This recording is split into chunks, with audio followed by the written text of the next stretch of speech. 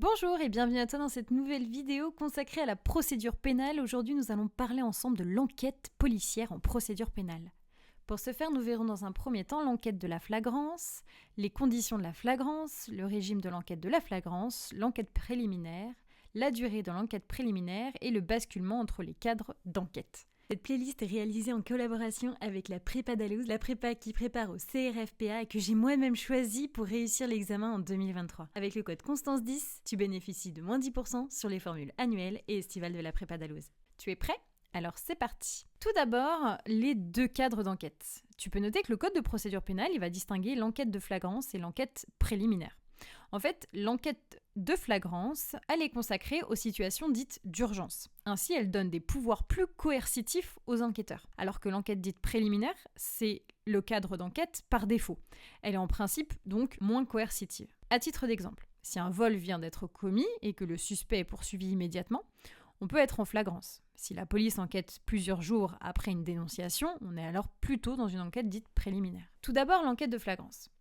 Quand peut-on ouvrir une enquête de flagrance ? Tu peux noter que l'enquête de flagrance, elle suppose un crime ou encore un délit puni d'emprisonnement. Je te renvoie à l'article 67 du Code de procédure pénale.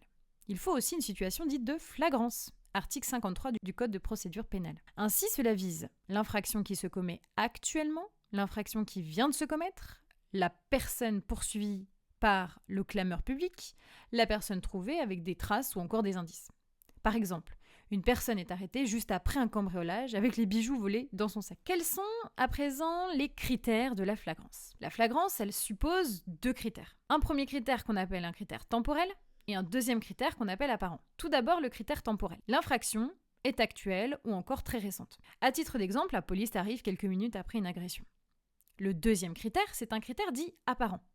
Ainsi, il existe des indices visibles ou perceptibles d'une infraction, comme par exemple une forte odeur de cannabis qui sort d'un véhicule. Attention, une dénonciation anonyme ne suffit pas seule. Il faut des indices précis qui confirment l'infraction. À présent, le régime de l'enquête de flagrance. Tu peux noter que l'enquête de flagrance, elle est dite coercitive, on en a parlé tout à l'heure. Ça signifie que certains actes peuvent être imposés sans l'accord de la personne. Par exemple, une perquisition peut être réalisée sans l'accord de l'occupant. Attention, les actes restent bien sûr contrôlés par le procureur de la République, mais parfois aussi par le juge des libertés et de la détention pour les actes les plus attentatoires aux libertés. Ces pouvoirs sont en principe de 8 jours et ils peuvent être prolongés de 8 jours encore pour certains crimes ou délits graves. À présent, l'enquête dite préliminaire. Que faut-il savoir ? L'enquête préliminaire, c'est le cadre utilisé quand la flagrance n'est pas caractérisée. Article 75 du Code de procédure pénale. En fait, elle peut être ouverte sur instruction du procureur ou encore d'office par l'OPJ, l'officier de police judiciaire. Elle est en principe moins coercitive. Par exemple, une victime qui dépose plainte pour escroquerie plusieurs semaines après les faits. Eh bien, l'enquête sera généralement préliminaire. Attention, le procureur doit être informé lorsqu'une personne soupçonnée est identifiée, bien sûr. La durée de l'enquête préliminaire. En fait, depuis la loi du 22 décembre 2021, l'enquête préliminaire, elle est limitée dans le temps. Article 75-3 du Code de procédure pénale. Ainsi, sa durée par principe, c'est de 2 ans. Bien sûr, on est en droit, il y a des exceptions, et la prolongation est possible. On peut prolonger d'1 an sans autorisation écrite et on peut prolonger d'1 an sur autorisation écrite et motivation du procureur, puis exceptionnellement, une nouvelle prolongation est possible. Mais la durée maximale au total ne peut pas excéder 5 années. À titre d'exemple, si une enquête financière complexe nécessite de nombreuses vérifications, elle pourra être prolongée. Attention, un acte réalisé après l'expiration du délai est nul. Enfin, le basculement entre les cadres. Tu peux noter que les enquêteurs peuvent passer de l'enquête préliminaire à la flagrance, mais également de la flagrance à l'enquête préliminaire. Tout d'abord, un exemple sur l'enquête préliminaire qui passe à la flagrance.